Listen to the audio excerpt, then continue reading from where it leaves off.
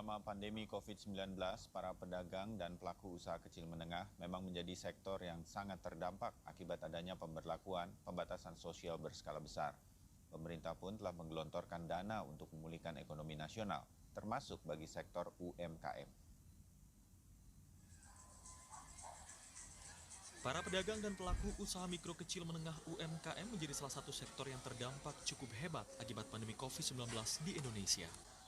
Hal ini karena UMKM bersifat harian dan banyak mengandalkan interaksi langsung sehingga adanya pembatasan sosial berskala besar PSBB tentu saja membuat permintaan turun drastis.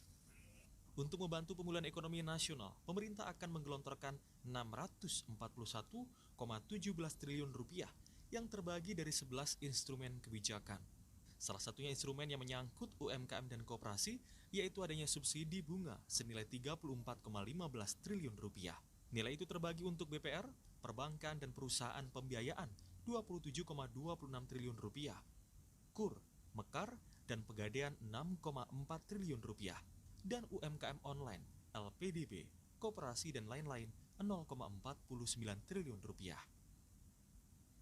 Menteri Keuangan Sri Mulyani mengatakan pemerintah fokus menjaga dunia usaha yang saat ini sedang terpuruk, terutama bagi UMKM yang sangat merasakan dampak penurunan aktivitas ekonomi lantaran adanya pembatasan sosial berskala besar PSBB.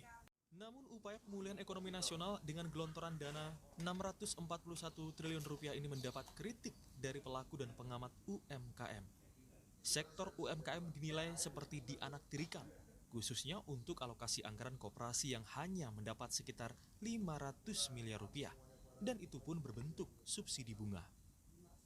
Subsidi bunga diperlukan kalau memang ada dana yang bisa disalurkan menjadi sebuah penguatan modal kepada UMKM dan juga pekerja informal. Nah, ini kami juga dengan kondisi sekarang ada restrukturisasi kredit, ada penundaan bayar dari para debitur. Berarti kami cukup mengalami sebuah keterbatasan likuiditas, keterbatasan modal. Jadi sebenarnya harusnya bentuknya juga termasuk penguatan likuiditas. Saat ini ada 41 juta UMKM yang sudah tersambung dengan lembaga pembiayaan dan bank. Sementara 23 juta UMKM lainnya belum pernah mendapatkan pembiayaan dari lembaga keuangan. Sehingga peran koperasi bisa dimaksimalkan untuk bantuan modal bagi UMKM untuk menyelamatkan ekonomi nasional pasca pandemi COVID-19. Tim Liputan, Kompas TV. Saudara, panduan hidup